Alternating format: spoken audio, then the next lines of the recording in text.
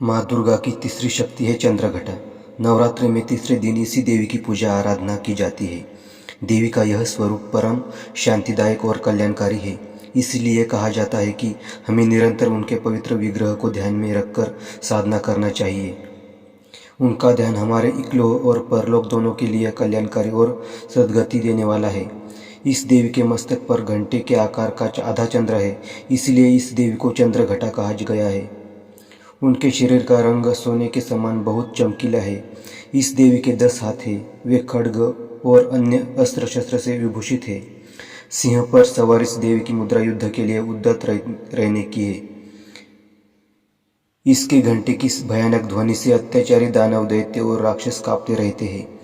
नवरात्रि में तीसरे दिन इसी देवी की पूजा का महत्व है।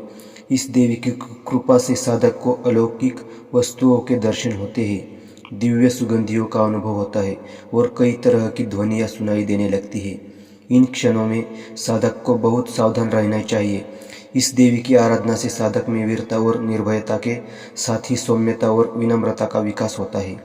इसलिए हमें चाहिए कि मन, वचन और कर्म के साथ ही काया को विहित विधि विधान के अनुसार परिशुद्ध पवित्र करके चंद्रघटा के शरणागत होकर उनकी उपासना आराधना करना चाहिए।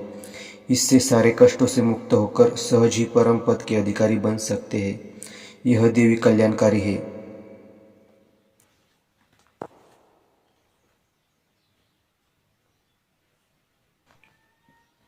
पौराणिक कथाओं के अनुसार माँ दुर्गा ने माँ चंद्रघटा का रूप तब धारण किया था जब दैत्यों का आतंक स्वर्ग पर बढ़ने लगा था। महिषासुर का आतंक और भयंकर युद्ध देवताओं से चल रहा था, क्योंकि महिषासुर देवराज इंद्र का सिंहासन प्राप्त करना चाहता था और स्वर्गलोक पर अपना आधिपत्य जमाना चाहता है।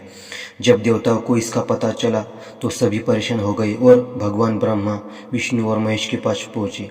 त्रिदेवों ने देवताओं की बात सुनी और क्रोध प्रकट किया। कहा जाता है इसी क्रोध से त्रिदेवों के मुख से एक ऊर्जा निकली और उसी ऊर्जा से एक देवी अवतरित हुई, जिसका नाम माँ चंद्रघटा है। उस देवी को भगवान शंकर ने अपना त्रिशूल, विष्णु जी ने अपना चक्र, इंद्र ने अपना घंटा, सूर्य ने अपना तेज और तलवार और सिंह प्रदान किया। इसके बाद माँ चंद्रघटा ने महिषासुर का वध कर देवताओं को स्वर्ग और लोकों की रक्षा की।